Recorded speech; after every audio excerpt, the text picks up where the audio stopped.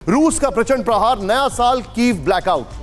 Kyiv में जो blackout हुआ, कीव पे जो अटैक हुआ, इस सबके पीछे की वजह क्या है? सीधे फ्लोर ग्राफिक्स पर आइए, अब आपको इसकी डिटेलिंग दिखाते हैं। अब आपको बता दें कि पिछले 5 दिनों में कीव में रूस ने कितने हमले किए हैं। नंबर 1, 5 दिन कीव पर 221 अटैक, 29 दिसंबर 120 मिसाइल, 30 दिसंबर 16 ड्रोन, 31 दिसंबर और 1 जनवरी के बीच में 20 क्रूज मिसाइल और 45 ड्रोन। 2 जनवरी को 20 ड्रोन अटैक किए गए हैं।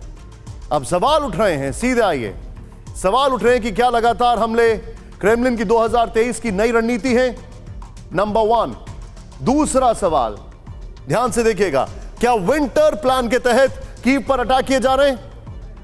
क्या पुतिन ने जनवरी में कुछ बड़ा करने का प्लान बनाया? यह रिपोर्ट देखिए। रूस के लेटेस्ट हमले से कीव एक बार फिर पुतिन का प्राइम टारगेट बन गया है।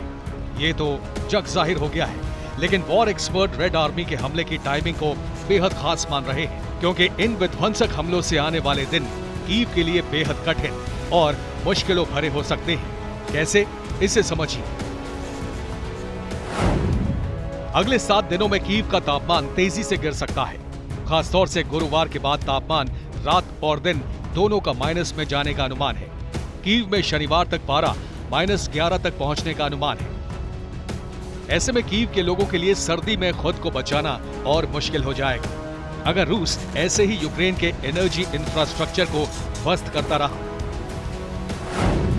एक्सपर्ट का दावा है कि इस हालात में पुतिन सर्दी को एक हथियार के तौर पर इस्तेमाल करेंगे। रूस ने इसी सोची समझी रणनीति के तहत यूक्रेन के एनर्जी इंफ्रास्ट्रक्चर पर पिछले 5 दिनों में जबरदस्त हमले किए हैं।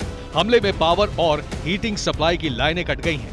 कीव के मेयर विटाली क्लिश्को ने भी पुष्टि की है कि यूक्रेन की राजधानी कीव पर हमलों में एनर्जी इंफ्रास्ट्रक्चर क्षतिग्रस्त हो गए हैं, जिससे बिजली और हीटिंग सप्लाई प्रभावित है। शहर में इमरजेंसी ब्लैकआउट लागू कर दिया गया है। हालात इतने खराब हैं कि हीटिंग प्लांट में भी बिजली नहीं है। अब मेयर का अलर्ट है कि चंद दिनों में सर्दियां कीव के लोगों के लिए बेहद मुश्किल भरी होने वाली है। हालात बिगड़ने पर यूक्रेन की राजधानी को आंशिक रूप से खाली भी किया जा सकता है, क्योंकि बिना पावर भयानक ठंड की वजह से कीव जम जाएगा।